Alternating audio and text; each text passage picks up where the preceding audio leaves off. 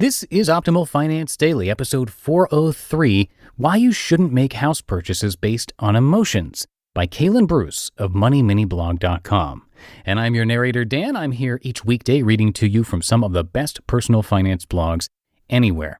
And before we get to today's post, if you want to show some support for what we're doing here at Optimal Finance Daily, come by oldpodcast.com/support. That's oldpodcast.com/support. And there you're going to find a bunch of ways that you can help us out, both financially and otherwise. And anything listed there would be greatly appreciated. But for now, let's hear today's post as we optimize your life. Why You Shouldn't Make House Purchases Based on Emotions, by Kalen Bruce of MoneyMiniBlog.com. Buying a house can be an incredibly exciting experience, one that can send people running around all over the place trying to figure out just how exactly to find the residence of their dreams. However, just because a house is a big investment does not mean that it's impossible to understand just what you need in order to make the best choice possible for yourself and for others.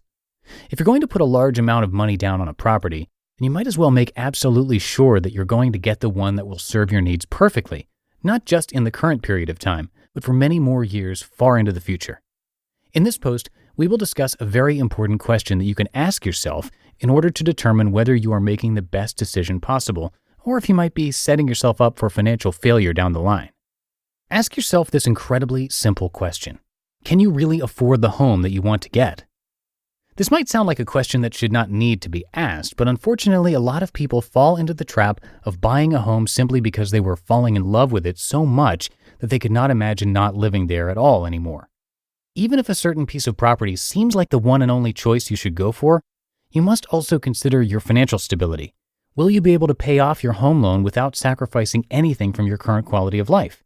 Will you still be able to put away a good amount of savings while paying off your expensive home?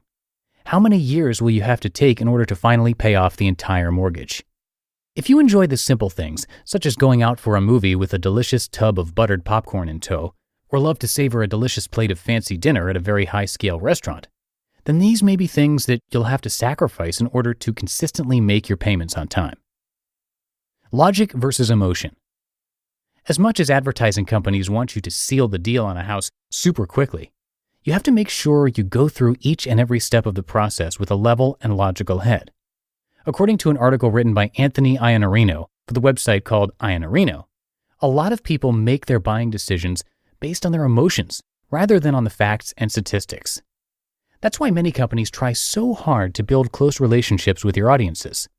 While this is in itself not necessarily a bad thing, it could wreak havoc on your bank account if you allow them to sweep you off your feet without considering how it could damage your way of life.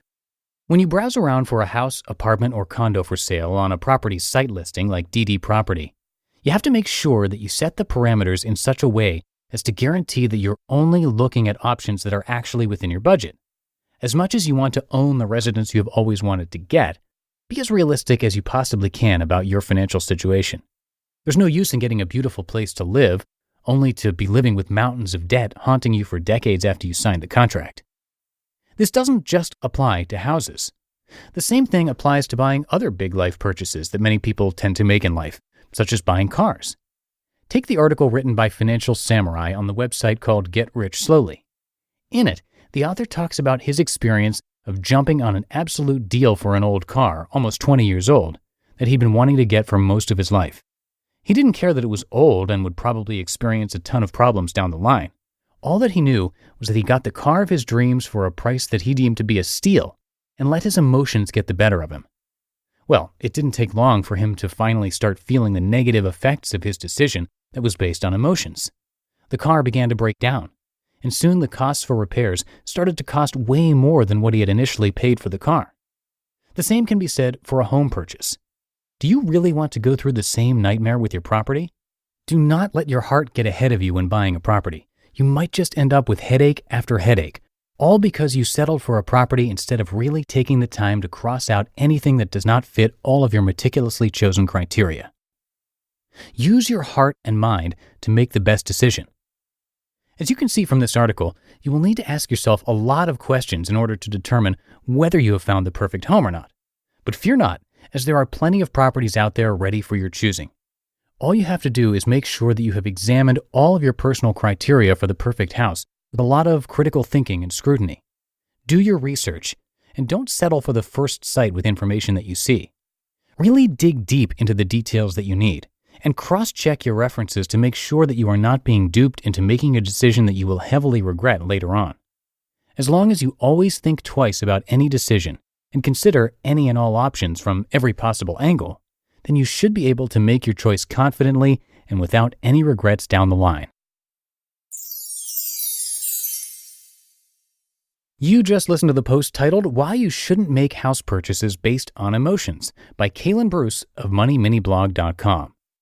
And I'll keep this ending nice and short for you today, but before we go, it would be great if you could come by oldpodcast.com/support and check out some of the different ways that you could support the show. Most of them are totally free, like sharing the podcast with a friend, writing a rating and review, and more, and we would very much appreciate that. Again, that link is oldpodcast.com/support.